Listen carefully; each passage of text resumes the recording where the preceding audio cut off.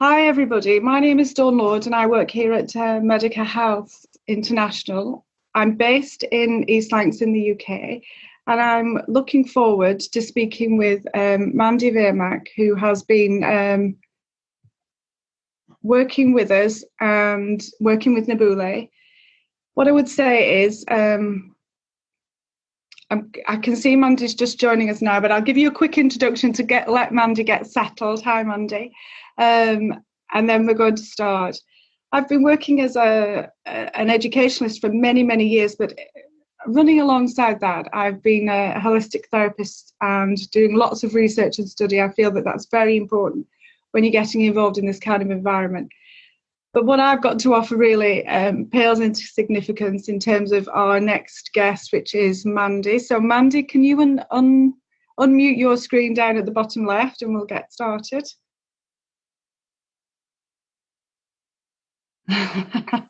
Sorry, Dawn.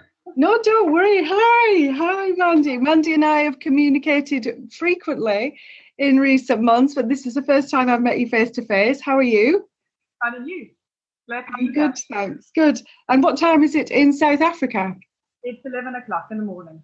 Okay, so not too early then. What I'd like to do is, first of all, ask you to introduce yourself, Mandy, and talk to us about the work you're doing and a brief introduction to yourself. So over to you, Mandy. Thank you. Okay, so we're two lovely ladies in South Africa, on the south coast of South Africa, a beautiful town called George in the Garden Route. And we own a small holistic practice called Earthberry. And basically what we do is we offer therapeutic treatments. We use a body stimulator, and we use right frequency to actually assist our clients with their health issues. Okay, and I've been doing some research. I know that you also are involved in modelling as well. I am. So surrounded by beauty, we're in beautiful South Africa, and obviously working in a career that encourages and enhances beauty. I want you first to talk about, I'm unfamiliar with Rife. I know that many of the people listening in today will be familiar with that, but I'm intrigued. Can you give me an overview on that? Well, let me explain how I began, because what happened with me is I have a husband who struggles with gout, and very severely. He used to land up in the emergency wards from time to time on a drip that was meant for people that were actually dying with his inflammation. And all he was getting was cortisone, and it really wasn't changing. It was getting worse and worse. So that's where I think my journey actually began. And then I had my dear little son, who's now 9, and he started having problems with sinusitis. But so bad that he ended up being in the hospital for 4 days on a drip, and he couldn't breathe. And this, I think, is for me as a mom, I think that's what I'm so passionate about. I've always been passionate about holistic health. I've always dabbled in, Louise Hay with her beautiful book that we've had for years and years in our family, and we've used it often. And we've always done something in the holistic side of things. So I've always been part and parcel of this. I've got a fantastic aunt who actually, as she's listening, and she's the one that inspired me to do all of my holistic journeys that I've ever been on in my life. So basically what happened was that's where my journey started. And I said, there's got to be something else that I can do to actually assist my family, other than having copious amounts of medication, other than, landing up at the doctor every second or third week. And I eventually got a wonderful machine called the CEO. And that's where my journey actually started. Right, okay. With CEO. And I love CEO. I don't think I really understand the physics behind it, but I really know that it works. Okay. In that respect, I really love it because of its ability to rebalance emotional well-being. And I think that's why I don't really spend a lot of time with it, but when I do, I get feedback from my clients that say it's just amazing. And then after that, I then purchased my wife. And that, I think, is when my real holistic journey began, because I thought if I could help my son and my husband turn around their health, I could help so many other people. And I'm a healer by nature. I'm a giver, not a taker. And I'll tell you about the rest of my business and how I actually got into a bit of a perhaps burnout from doing that. But that's kind of how I started. So right frequency for me is just amazing. It's based on a a lot of programs which are put into a small little box. This little box or this little program scenario will be next to your bed, and you simply have pre-programmed frequencies that work through a mat, which is placed in your bed, and you literally sleep and feel. And I have done a lot of practice with the rice, and I have had a lot of success with the rice. I think people don't understand. I think they end up making health a little bit more complicated than what it is. I mean, we've been given frequencies from the planet for years and years. I mean, the Schumann frequency is given to us for forever. I mean, the only thing that's happening is we're not actually connecting with it anymore. You know, our plastic shoes, our concrete jungle world is stopping us from being in nature, stopping us from walking on the beach and enjoying what the earth already gives to us. So, and I think, rice is such an easy way of doing it. I mean, with TheraGym at the moment and with rice, I literally have my clients sit with a 20-minute program on the TheraGym, and they'll sleep with their rice machine overnight on infection. And the next morning, most viral infections that I have to treat are gone the next day. That's fantastic. And that's what people are looking for, isn't it? To get back to that feeling of health and well-being really quickly. We're all looking for that magic solution, aren't we? Mm-hmm. Well, I think it's an instant gratification world that we live in. We don't want to sit for hours and hours in a treatment center. No, that's right.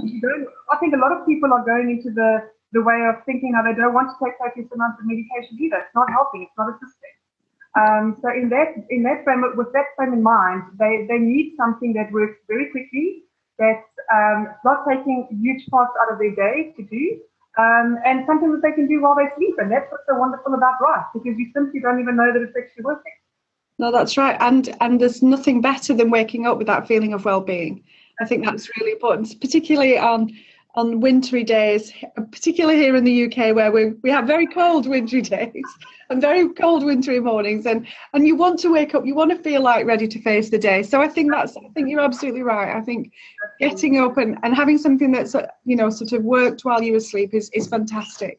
Exactly. So your journey started from a very personal perspective then. I think certainly as a mum and a wife, that certainly your story resonates with me about looking for the things that you can do, changing your lifestyle as opposed to being reliant on medication. I know certainly you mentioned my husband suffered with that, and the one thing that he sort of objects to in his life is being a slave to the to medication. He's particularly suspicious of things like painkillers. He doesn't want to take those. So finding alternative treatments was the way that I got involved in this too. And your story certainly resonates with me. I know the rife machine you said is something that you can kind of go to sleep and let it happen. In terms of, I know you work incredibly hard, Mandy. I know how very, very busy you are. Whenever we catch up, you're always one thing to the other. So from your rife, do you want to continue your journey? What happened next with you? Absolutely. Then I opened up a practice, and what I basically used was CEO, and I used rice. I had a lot of success, but I didn't have what I have now with TheraGym. For me, TheraGym was the missing link with my practice and helping people. You could have a turnaround in perhaps maybe 5 or 6 sessions with the rice and with the CEO. The problem with CEO is it takes too long. It's a wonderful, wonderful, wonderful tool to use as a therapist. Yeah. But for me, to sit for an hour and a half, and I'm ADD, and I'm sure Katharina will will tell you that I'm really a Duracell bunny. It's just how I am. I don't want to sit for an hour and a half dealing with clients. There are lots of CEO practitioners who love doing it. But I want that instant gratification. I want my client to come in, and within the session that I have done for them, I need them to say that their pain is completely gone. So for me, I started with the CEO and added the rice with that. But with TheraGym, I have got my success. I love my TheraGym machine. I don't think I've even touched the top of the mountain of what it can do for me as far as my clients, and that's why we're so passionate about it, both Heidi and myself. And I think for me, it's just we've only been. Sorry, so I start again. We've only started really, really doing a lot of clients within the last sort of 6 months, and we're seeing huge turnaround within pain, colon issues, and a lot of other things. But the problem also is that if people are not changing their lifestyle, they're expecting you to have a magic wand, and you don't have a magic wand. No. Even though you've got wonderful Theragen, which I believe it is a magic wand, Yeah. you still have to change what is causing all these underlying issues. Yeah. So, if you've got a client who comes to you and wants that quick treatment to take away pain, and they're still having all the sugar, and they're still eating the white foods, it's not going to just alleviate that pain. So I think it's a very difficult scenario for therapists today. You're a psychologist, you're a psychiatrist, you're a marriage counselor, as well as what you are a therapist. Yes. So you're needing to change that person's environment and the way that they do things, explaining to them and teaching them that what they're doing has got them to this point that they need to change. Yeah. And that's what we also see on CEO often. We see resistance to change. It's possibly the most common thing that comes across when you do a CEO treatment for someone.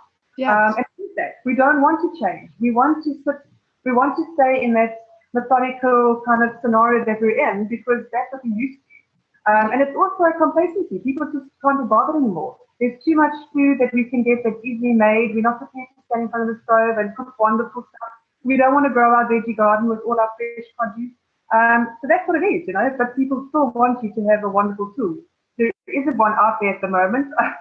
So I think, it's part and parcel of your therapist, the treatment that you offer. I think high energy also needs to be part of your treatment because the higher the therapist's energy is, I believe there's an exchange of energy. Yes. That's you. My clients love being in my company because of my high energy. And I think that's one of the things with my success is my high energy. Yes. And I think you're absolutely right. A conversation that we've been having over here is about, because of the changes and our fears around our health service, for example, in terms of the crisis, particularly in wintertime when, people's ailments and injuries and illnesses seem particularly worse because of the cold weather and because of we're sort of all in our homes with our central heating turned up and that seems to be a breeding ground for all those kind of things. But a conversation I've been having with lots of my friends who are also therapists is about that sense of personal responsibility, which is what you're talking about, isn't it? It's about recognizing that you are your greatest healer, that you have to take responsibility, that you have to make those changes. And if you've arrived at a destination in terms of your illness, then something that you've been doing, something has happened that isn't good for you. And your body is telling you that. And it's asking you, it's interesting that lots of people come to these conclusions as they get older because they suddenly think, Katharina's favourite expression is, if you keep running into a door and getting a black eye, at what point are you going to stop? And I think that's what happens. I think as we get older, you suddenly think, I don't want to be sporting this black eye anymore. I'm going to stop running into the door. But then people need to have help and guidance as to how they're going to do that, because so much what's in our media, in our easily accessible media that's fed to us through our televisions and our radios, and we don't have to go anywhere to get this information, and through our internet, there's so much conflicting information, and people get confused and they get worried and they get scared, and that exacerbates the problem again. So it's important that people start to investigate and take time. It's not a quick fix. It's about reading. It's about learning what works for you.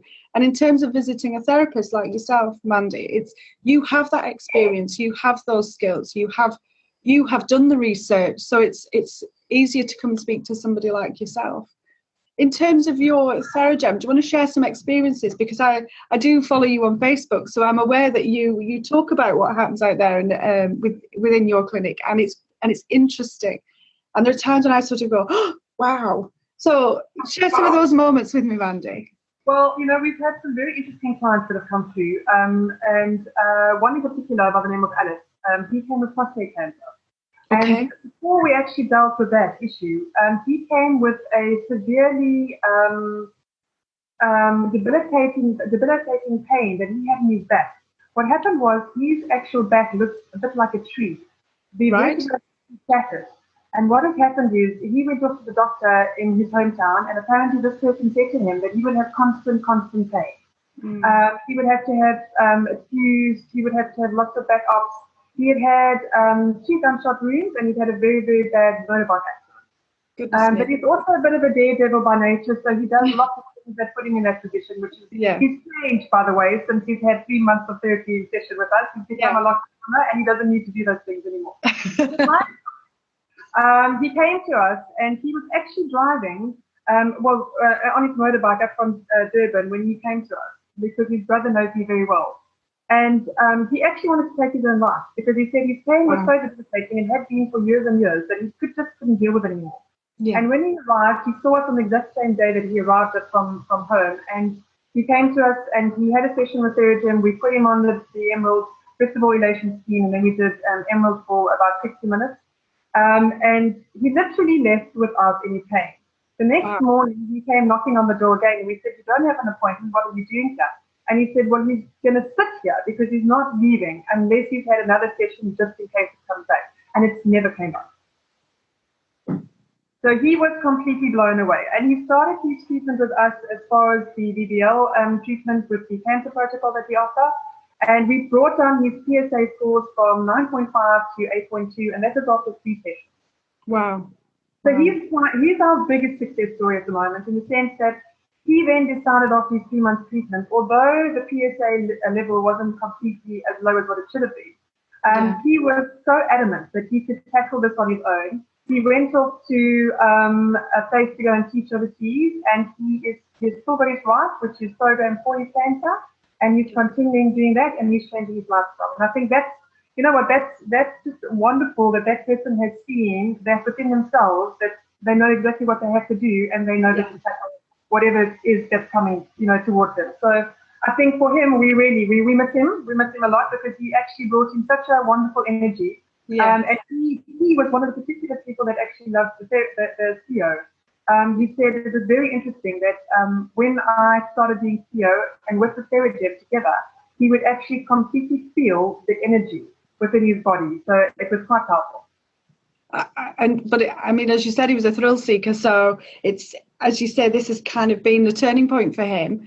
And if he felt that level of energy within himself, then he's obviously had to go out and seek that, which is probably better for him, particularly with such injuries. I was struck by what you said at the beginning, and the pain and the debilitation and the feeling that he couldn't cope with it anymore. And I think that is a big thing for a lot of people with illnesses like arthritis and long-term back injuries, that it is the pain that overcomes them. The alternatives in terms of pain medication are not attractive. The symptoms and the side effects that people experience with those can often be a double whammy in terms of making somebody feel that desperation. And I think it's really important that we raise the profile of things that are out there and alternatives, because people are becoming ill from the treatments that they're receiving in terms of medications and things like that. So it's great that you can have these experiences. Am I right in thinking I've seen Alex's testimony on YouTube? You have. Yeah. Another testimony that he did straight after, which I actually haven't even had a chance to actually update, but I'm going to. We're busy with our app at the moment. We've got a new app. We have to change the platform. So I'm going to have that all put onto our new app as well, which is going to be great, because he gave us quite a nice testimonial. Really appreciated what we put in to our treatments and how we actually offer them for our clients. And he's one of our biggest success stories as far as we're concerned, in the sense that, completely body, mind, and spirit were completely changed when we had finished our treatments, which was great to see. It was really great to see. Okay. And did you say he'd moved away now? So he's We're still keeping contact, and he's doing very well. Good. That's good. That's great to hear. And as you said, he's changed his lifestyle, so he's continuing that recovery and that feeling of well-being, which is fantastic to hear. In terms of Alex, I know I've brought up YouTube. I've seen a number of testimonials. In terms of your Theragen or any of the other treatments that you use, do you want to share with us some sort of combinations of things that you do?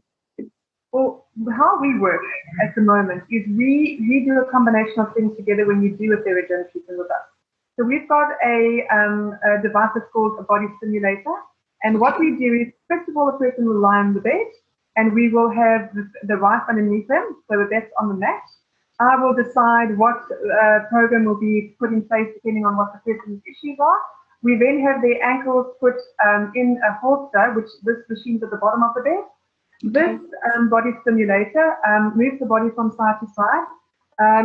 for many of our clients, they love it. Some of the clients don't like it. They don't like the feeling. A lot of the clients say that it actually rocks them off to sleep.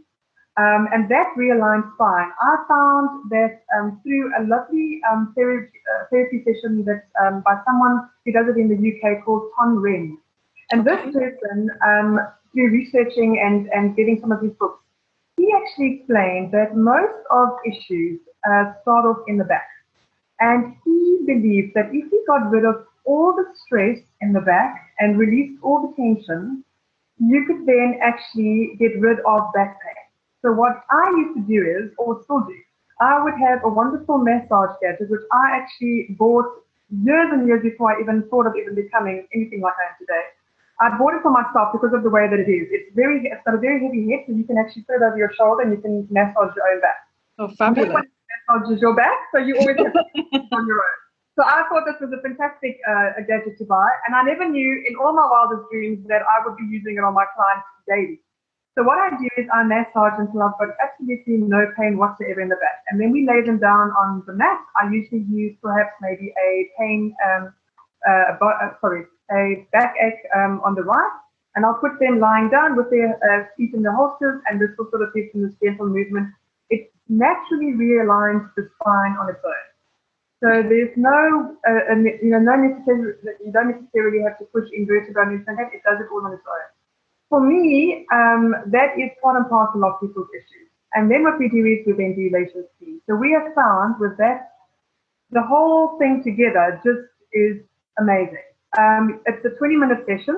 Well, that's actually a 15-minute session, and you need to lie for about 5 minutes afterwards, where you actually feel the chi, which is the electrical current that's running through the body. And it actually works perfectly with the Theragen because the Theragen runs for 20. So they force you to lie there for the extra 5 minutes, while we just cover it with the blanket and they just carry on, finishing off their elation steam. Anything after that, we then tackle with different gem cups, depending on what they've got what issues they've got, and then we then address those issues depending. If it's pain, if it's abdominal issues or whatever. We have found people loving the citrine. We actually have a lot of men asking for that gem cup. Can you please put on that gem cup? And for some odd reason, just feels, I think it makes them feel like they sort of can tackle life, and it does do that. It is the happy stone. It takes away all negativity, body, mind, and soul. So that's kind of our, when we finish the elation steam, we'll do another 20 minutes for clients on the citrine, and they feel absolutely energized and ready to take on the world. That's good. That's how you want people to sort of leave, because they're feeling upbeat, they're feeling, and then they're going out and talking about their experiences, which obviously is sharing that knowledge, sharing that information, and often that's the most powerful way of sharing information, isn't it? Mouth to mouth and people's real experiences. I think that's how our business actually grows. It's by word of mouth. But we've got a lot of people that contact us on our Facebook. But I think here, because of people having their pain taken away in one day or one session, it's huge for someone who's had pain for years and years. And I mean, so many people, as you say, are taking so many anti-inflammatories, so much cortisone, which is really, really bad. I don't think people realize what cortisone does.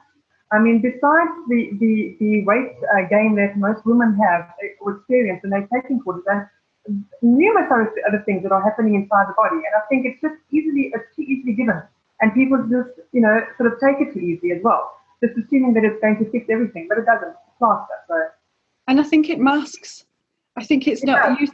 You said right at the start of our conversation that what was really important is to get to the root of the cause and find out what's happening and treat what's happening.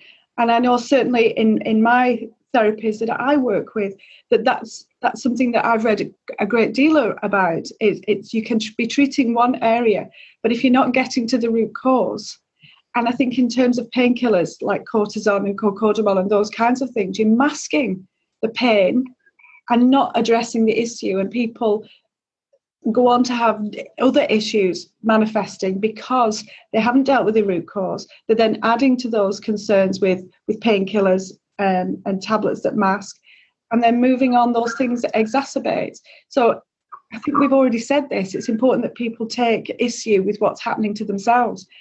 And as a therapist, do you find that people come in with one issue and it starts a journey with them in terms of unmasking lots of issues.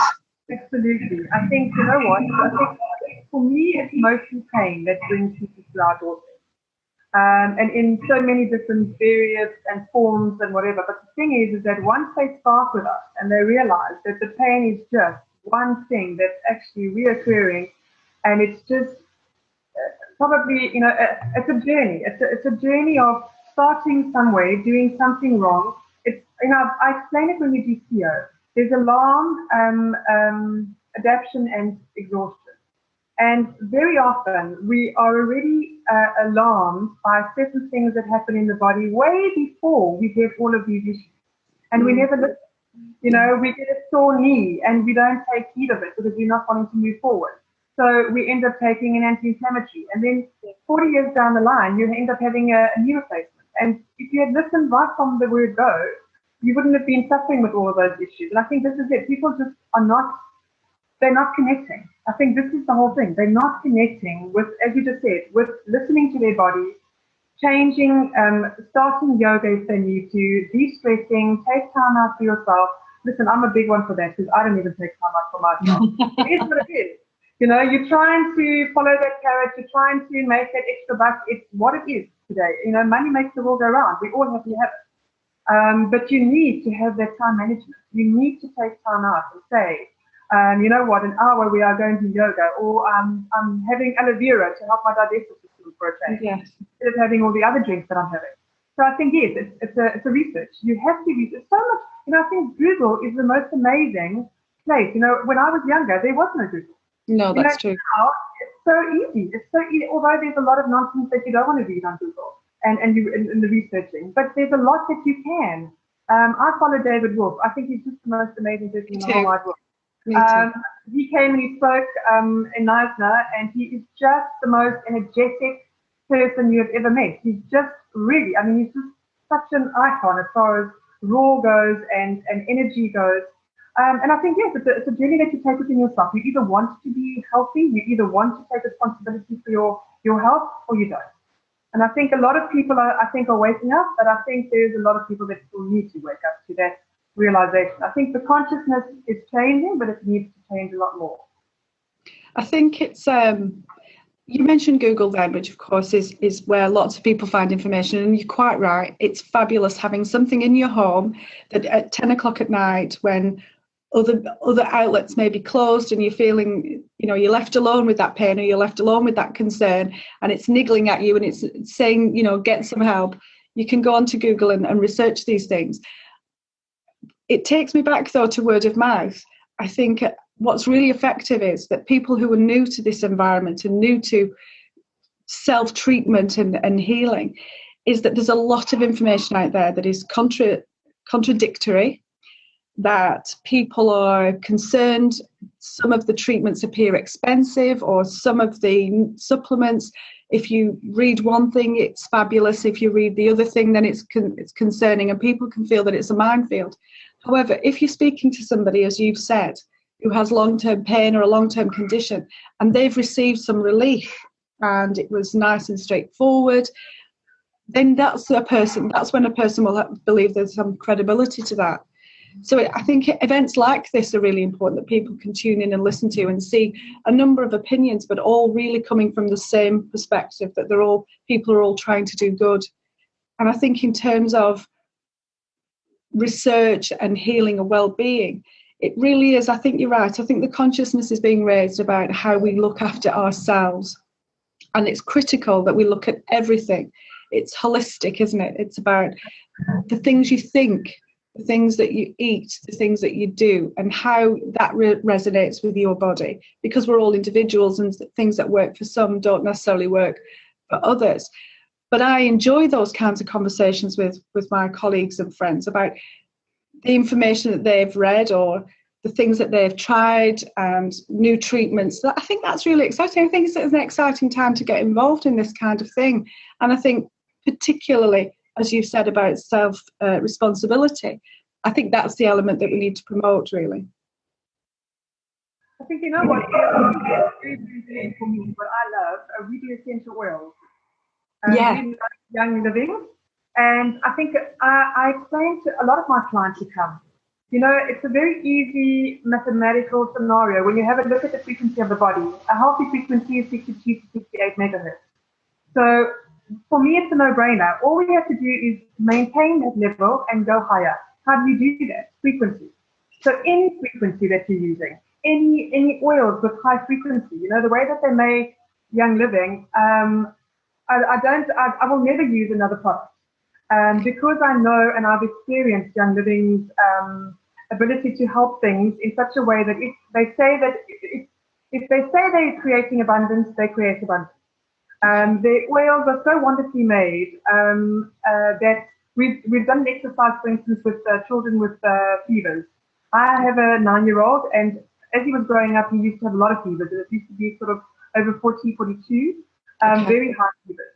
And when I got involved with Young Living, we tried it the one day. It dropped every half an hour. An hour and a half later, his fever was down. We tried other essential oils, which didn't work out exactly the same. So, for me, anything that you use, as long as the frequencies are there and the right frequencies and high frequencies, I think that's the answer. And then obviously, as we've just been discussing, it's just to change the other. But frequency, high frequency for your body is all you're really needing to do. I mean, I explain to my clients as well, cancer and those sort of things, it's just a low frequency. Flu is a low frequency. So all you're having to do is raise your thoughts, raise the way you look at life, raise the way you experience life, how you deal with other people. It's all raising your frequency. And I think people are overly stressed, unhappy, fearful, and I think once they understand the consciousness behind it, and they realize that having those thoughts is what lowers our frequency. And if you are, using things like herbs, for instance, which have also got high frequency, instead of using, fresh herbs, instead of using dried herbs, all of those things, I think you understand the frequency, you start seeing things differently, and you'll start doing things differently. And that will also help the body's energy. So if you were talking to somebody who might be listening today, and this is their first introduction or their first awareness of frequency, how would you describe that to somebody who wanted to sort of go out and do some more research? Well, for me, when I explain it to my clients, I explain it like this. It's a wave. So it's a sine wave, it's a square wave. And what happens is it's generally given to the body like a pulse. So you very often the equipment that you buy or the machine that you buy will either be a handheld device or otherwise it'll be something that you can attach to yourself, like with little pads. They should research because there are, frequency machines and frequency machines. Not all of them work in the same way. So you really have to have, as you said again, by a word of mouth, someone has actually used the machine, they've tried and tested it, they know that it works. I've got loads of clients that have got lots of right machines, but not all of them work the way that ours does. I totally advocate ours because I have seen, and I, within my own experience, within my own family, know that the programs that are on there actually do work. And yes, people need to research. People need to speak to other people that have got these things.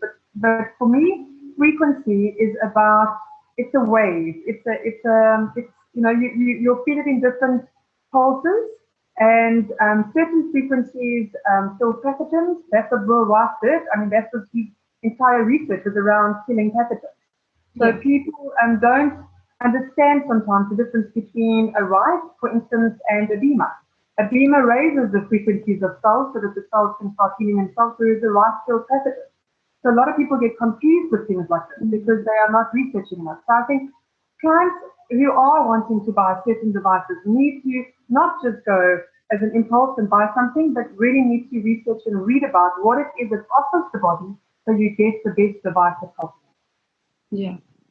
And in terms of sort of, you use those in combination with other things. You've mentioned oils, you've mentioned Theragen. In terms of when a person comes in, is that when you're making the assessment about how you're using those treatments? Yes. So what I'll do is they'll sit with us and we have a consultation with them and we discuss exactly what medications they're on, exactly what their issues are, how long have they had their issues. And then what we'll do is purely based on my years of, I think I've probably been doing this now let's say about 8 years. And purely on just listening to the client, but it's so easy, you see, with Theragen, because you don't even really need to know history.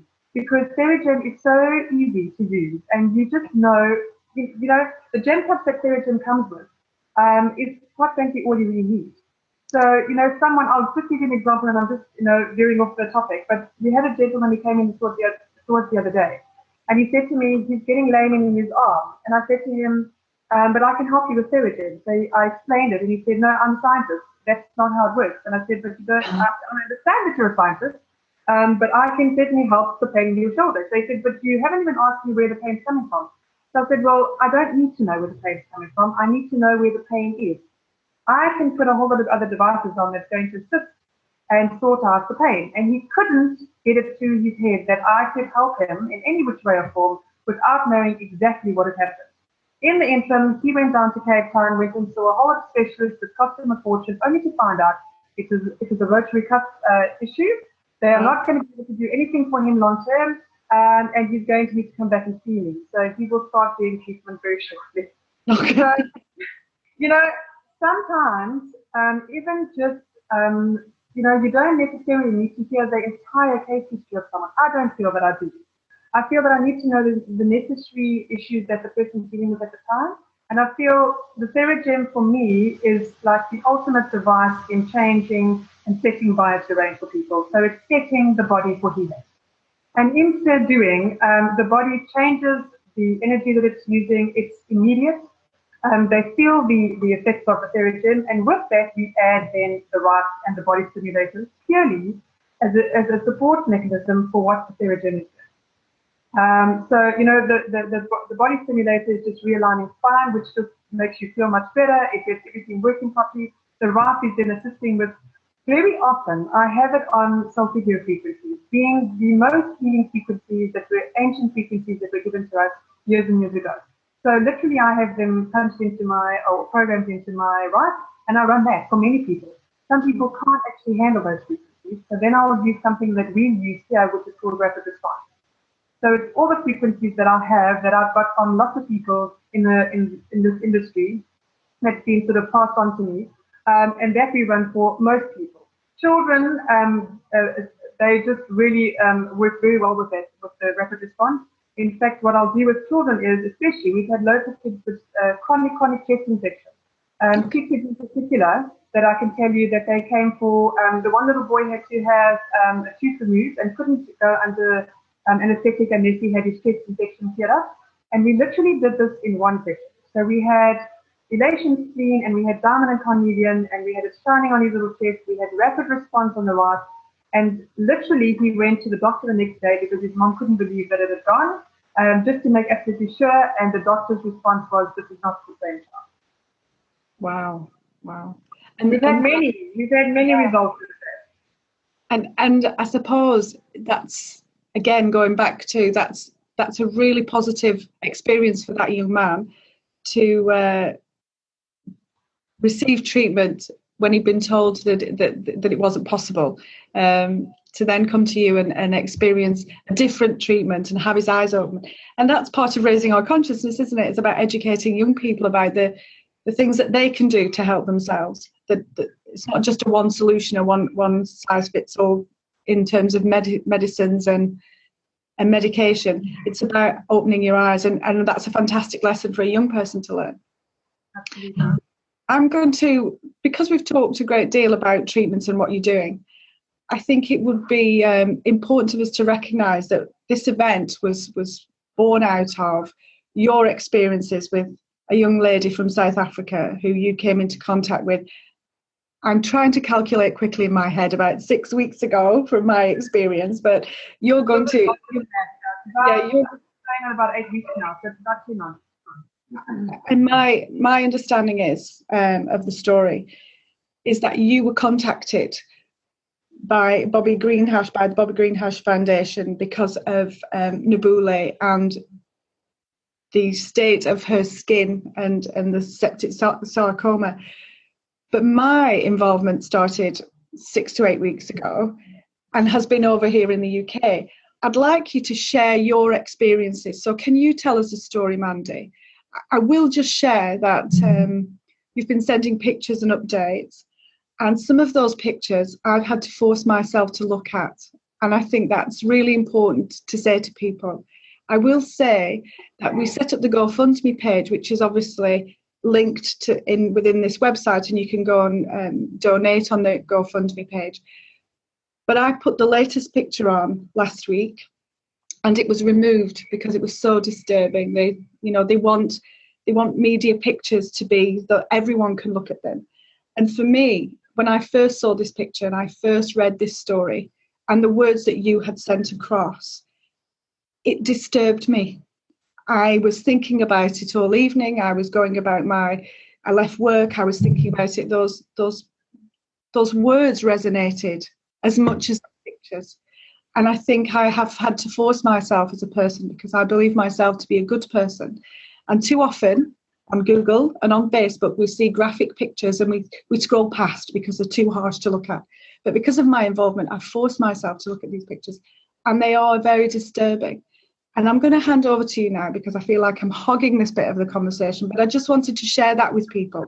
That I would hope that people would do what I have done, and that rather than look at the pictures and think, oh gosh, that's terrible, and then move away, do what I've done and force yourself to read the words and engage with the story and engage with the pictures and recognise the phenomenal work that you're doing, Mandy, and the fact that you're there working with Nabule. I want to send you thanks, and I want to say that I'm sure the rest of us feel very grateful that you have come into contact with Nabule and that she's receiving some help. So I'm going to hand over to you, Mandy, and ask that you share the story with us, please.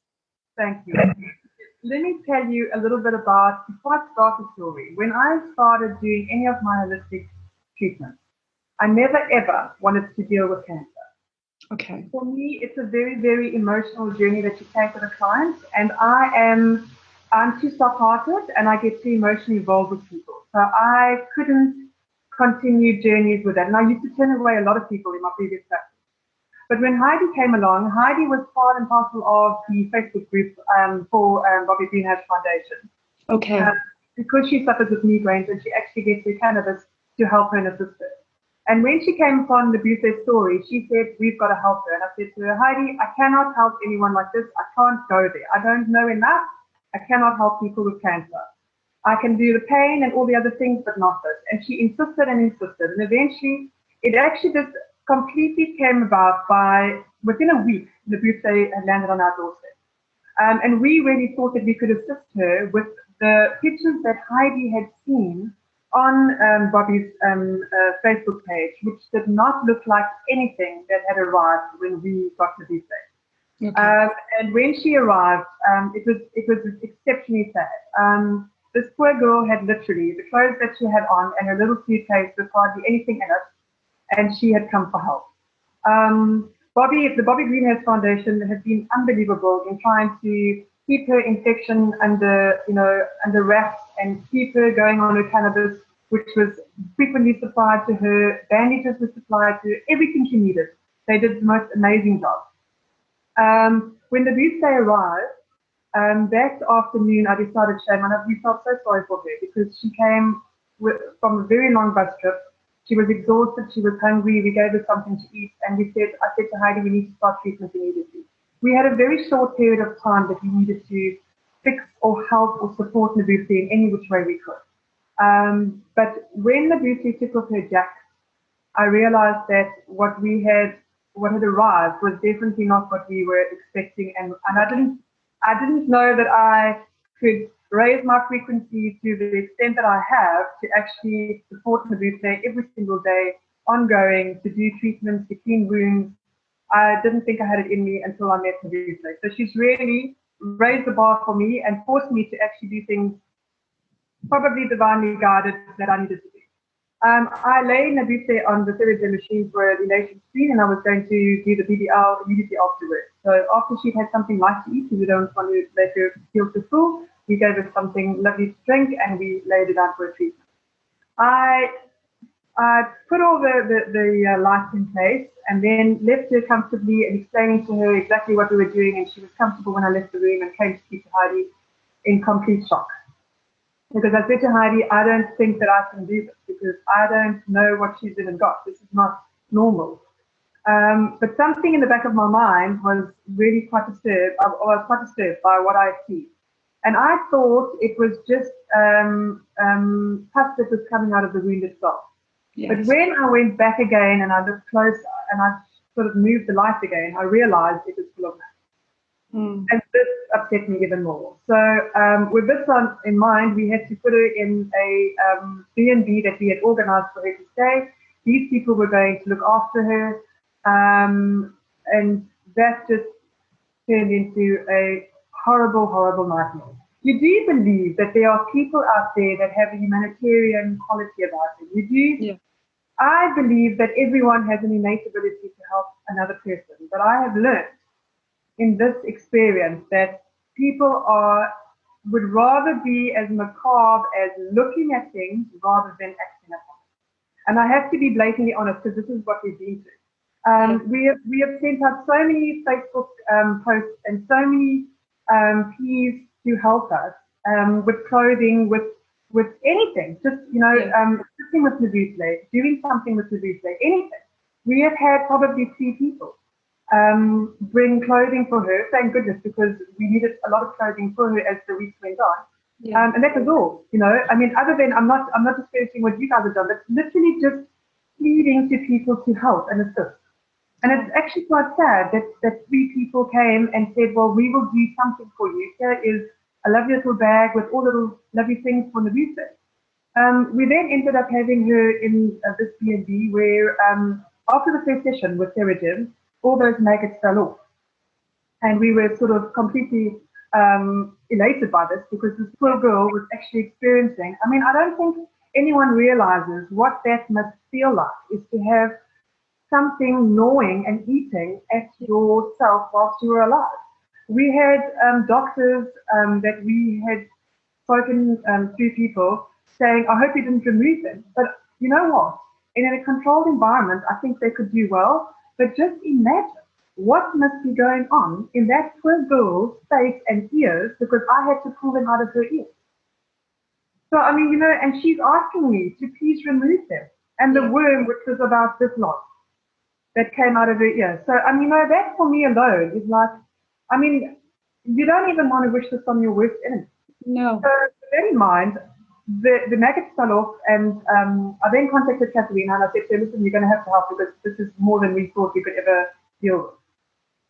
As the weeks sort of progressed, Katerina came to the party and she sent us the clay, she sent us lovely detox stuff that we used on the Nabusle.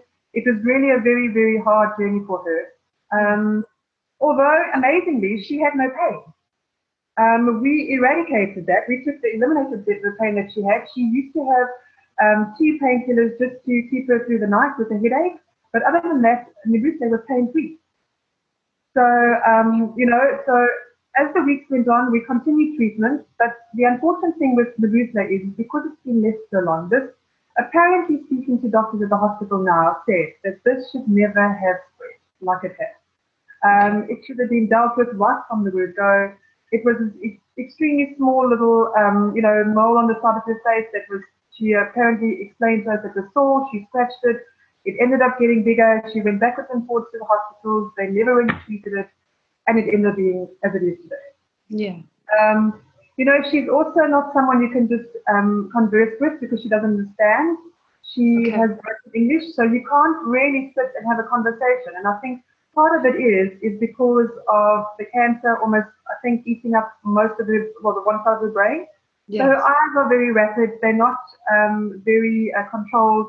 And I don't even think that she understands what's going on in her environment. So I would have to sit with her from one day to the next. And, I think also for her touch was extremely important because I don't think anyone has even touched her or held her hand or made sure that she feels like a human being because she would relay stories to me that if she had to be told to go to town, because she lived very far away from the town, if she was asked to go to town, she would beg her mom, please don't send me, because first of all, the stench was unbearable. When she arrived, we still had other clients that we had to deal with. So we ended up putting her in our one room. And by the time she had left, we would take about 2 to 3 hours to get the stench out of the room. Yeah. So we then had to clear up another room for her to actually have only to herself so that we could actually deal with it. So our whole business doesn't thrive on just one person. We have No, to indeed. keep our head above water, and that was the unfortunate thing. So we were ending up explaining to patients and clients that the sense was coming from this poor patient. We had some clients who actually appreciated that, and then other clients that actually said, but it actually stinks what you're going to do. So it was very interesting. This whole journey was very interesting on people's perception of how things were going, how they were connecting with this whole thing. Were they offering any advice? Were they offering any help? We had lots of people giving loads of advice, but no one really saying to us, well, we can actually help you. Yeah. We had a terrible scenario with the B&B, to the extent that they eventually completely started treating her like a leper. They wouldn't let her out of her room because they had other clients, so we then had to move her very desperately. That's when Medical Health came to the party, and they just did the most unbelievable thing by opening up the trust. It didn't help us immediately, but we certainly, got a whole lot of help from it when we really needed it at the most. Yes, Nambusa has now been with us for about 8 weeks. We really struggled with her infection. Her body's immune system was very, very low. Her blood count was very low. It was a 6, it's now a 10. It's much better. She's feeling much better. She had to have a blood transfusion. We could not give her that. We could not offer her that. We had her at the municipal hospital twice, which she was just told to go home again with 3 packets of painkillers. All they did was take out 2 maggots, where I took out the 25. And we just assumed that, we don't want to put a finger pointed at us saying, what you didn't ask for medical intervention. You should have. You are not doctors. Heidi and I both said, let's do it. We cannot assist her in all in all things. We need to have medical intervention. We need help. We needed antibiotics. We couldn't keep on taking money out of our pockets, which was costing us a lot. We were giving her food every day. We were organizing her dry cleaning. Her dry cleaning cannot just be washed with everyone else's. It's infected, it's pus, it's running out all the time, her wound drips all the time. So all of these things, which we were happy to oblige to, and we still are. So we took her off. We had a doctor have a look at her, and he saw that her iron was low, so he organized the iron tablets for her. We had an immune booster that we still continue giving her. We had her cannabis she was still on.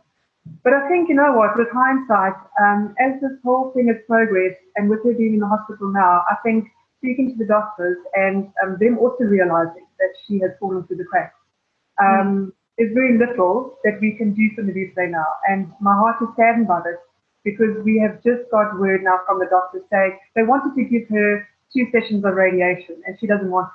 She wants to go home. She's got a 3-year-old child that wants to see her for Christmas, and I'm going to cry. So sorry.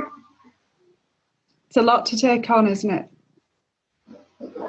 I think also the weeks that I've spent with Nambusa, and this is probably one of the reasons why I didn't want to deal with cancer patients, because generally you say goodbye to them. It isn't something that you can quickly fix. But Nambusa is actually so unaware of what is happening. And I did ask them at the hospital if they had spoken to her. So she obviously knows she's got to go home to say goodbye to her family. And it's just so sad that she's ended up being in such a scenario where it could have been so different for her. Yeah. I mean, the prospects of wanting to be a fighter pilot. It's just that she has dreams. She has ambitions like everyone else. But there was no one to help her. And I think, that's what I said to Heidi. I think with hindsight, she was divinely guided to show that there are people around the world who will support even the most, the person that's living in complete rural existence. That there are people out there that have the energy and the love and the compassion to help her. I don't think she's had that. She's just been shot from pillar to post, and just everyone ignored her. So I really feel so desperately sorry for her. But I think, with hindsight, both Heidi and I agree that we've done whatever we could do. I think to make, if she does pass away, I know that Sarah Jim has helped assist the body and the consciousness and her little soul to go off into her journey, if it's so deep. They wanted to give her to radiation treatment, which they would then have to send her down to Cape Town. But she's just insisted that she wants to go home and see her family. And I don't know if bringing her back is going to change that, because I said to the doctor, even if we continue with Theragen, and I have such faith in Theragen, but I think, I think it's up to her. She has to decide what she wants out of this whole situation. And I think we'll have to see how this whole thing progresses and what she wants to do. So yeah, that's very sad for us. I think that was something that we discussed here yesterday. Anytime we're doing therapy with people, anytime, whether it be Reiki, whether it be Theragen, whatever it is, we ask that person, and in doing so, let them make a decision. And in accepting their decision, whatever we think is the best course of action, or whatever we think our experiences allow us to arrive at a decision about what we think is right. But what's more important is the wishes of the person who's experiencing that. And I think in some cases, the best thing we can do is offer respect. I know I've spoken to people over time, sometimes offering advice, or sometimes when I've been doing therapy, and people have sort of turned away from that and said, that's not what I want to do, or they've not believed in it, or whatever. It's not been for them. And I've always thought to myself that I've shown them respect in that decision. And I think, as you're a mum, Heidi, I'm a mum, you know that she's come a long way from where she's travelled a long time on the bus coming to see you in Georgia. She will want to see her family. She will want to see certainly her child at this time of year. And I think it's really important. And we don't know what's going to happen. She's clearly endured much more than many of us think we could. I certainly know that when I read her story and listening to your words and thinking how somebody endures that, but clearly she is a strong person and she has been resilient throughout this experience. And I think what's really important is that we don't know what's going to happen, that she's been experiencing certainly a greater level of relief than she had been previously. I know, reading the story, that she arrived at Bobby Greenhash, similar to your friend Alex, who just said, I can't cope with the pain anymore.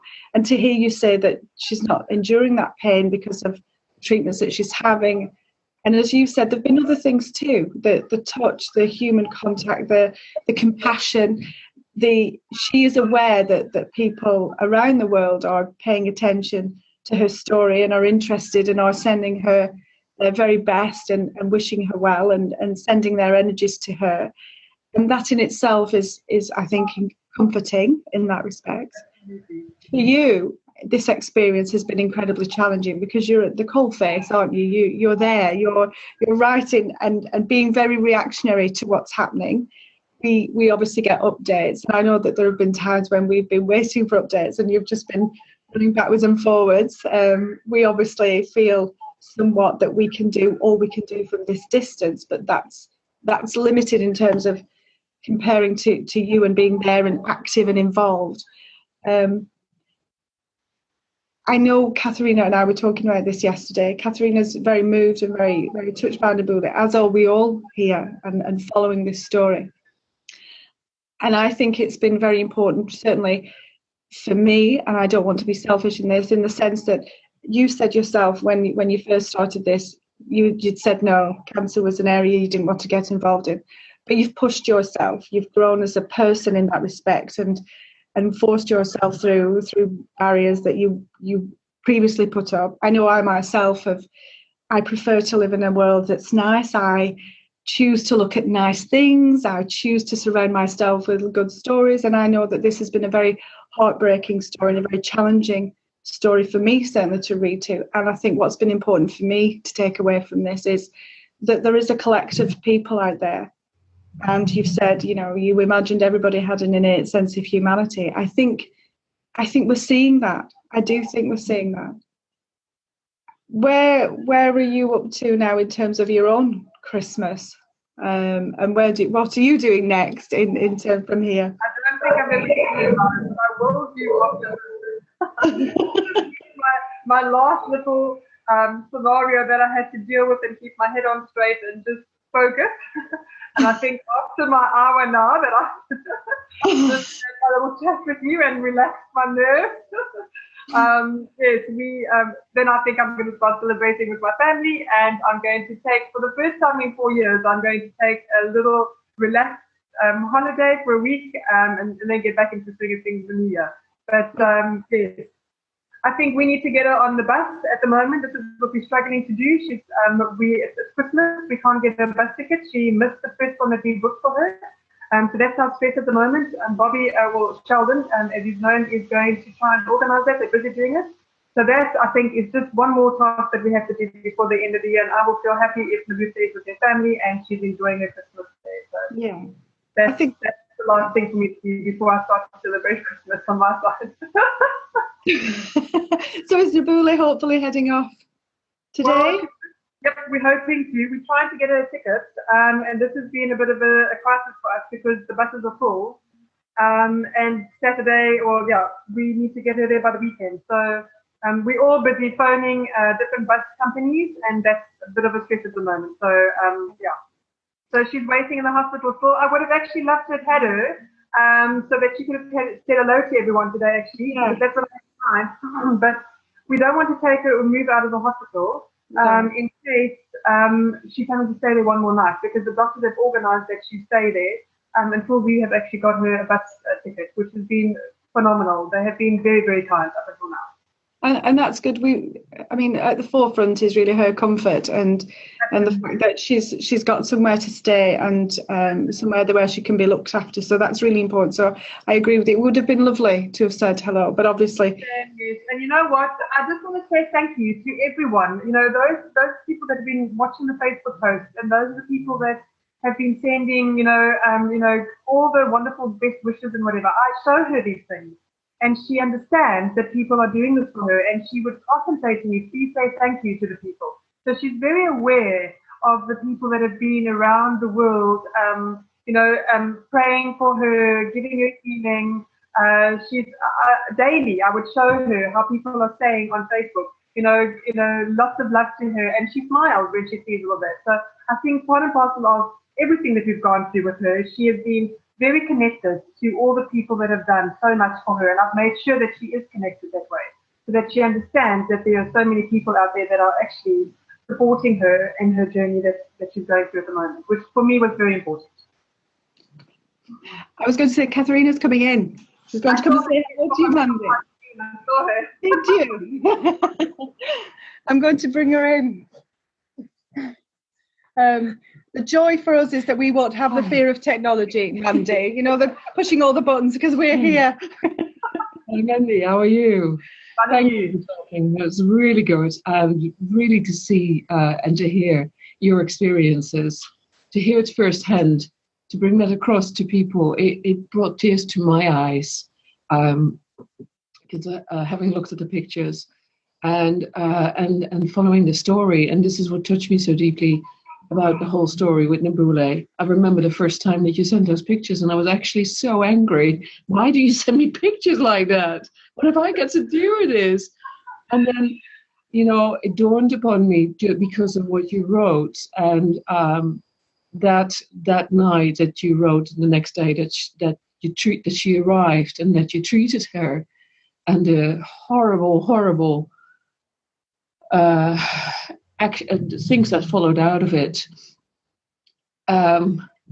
It just forced me to look into it and support you all the way through, and support her, and that she knows that she's not on her own. And that is a story of such a significance for all of us, because we all think that we're little islands in a sea, but we're all connected. And it's only when we allow that connection to make that we can start to make a difference for each one of us.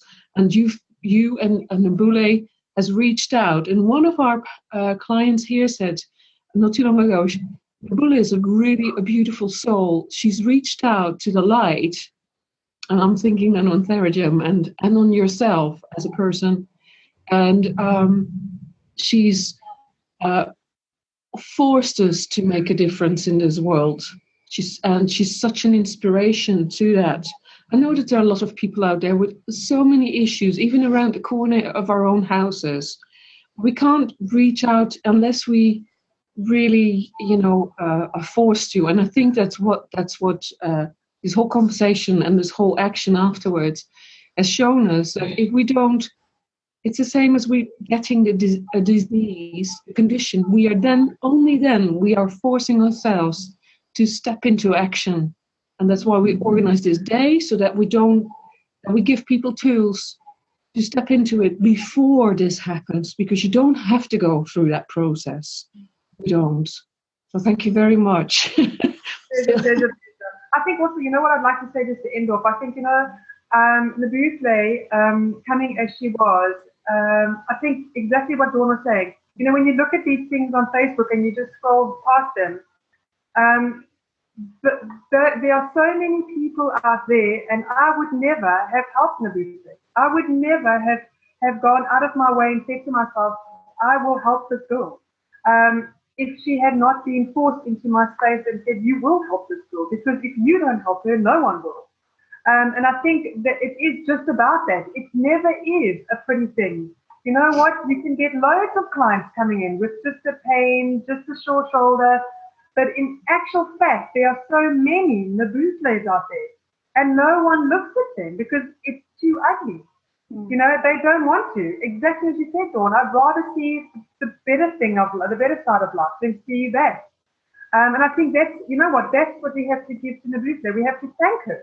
We have to thank her that, as hard as that is for her to deal with, and getting on that bus is going to be so difficult for her yet again, because she's sitting next to people with that smell. That smell has not left her.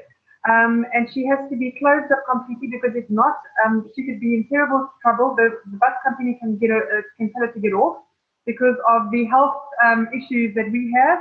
It must be horrendous to know that on a day-to-day basis, you cannot go anywhere because of your issues.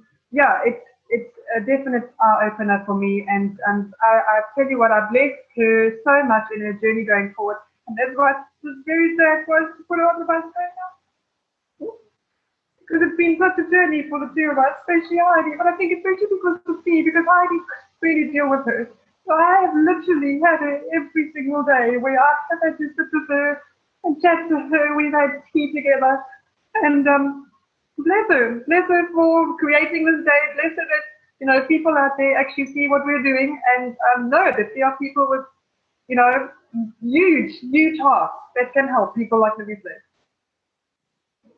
I don't know how you can let her go. I would move, I wish that at least we've drawn some attention from doctors, some very forefront doctors, experts in their fields on non-invasive holistic treatments. And we're going to be in touch with them today. If she can't fly because of the issues, then we might be able to fly them out. But obviously, they've got in their clinics, they've got all the right equipment and the right everything. She apparently can't fly. The doctors assume that the doctors that we've spoken to, the specialists, said that she can definitely not fly. We wanted to fly her out of George, but they said definitely not. She's a lot better. She's a lot better after the transfusion. She's a lot better after her intravenous antibiotics that they gave her. The leg wound, is looking a lot better. They've had it closed. She's rested.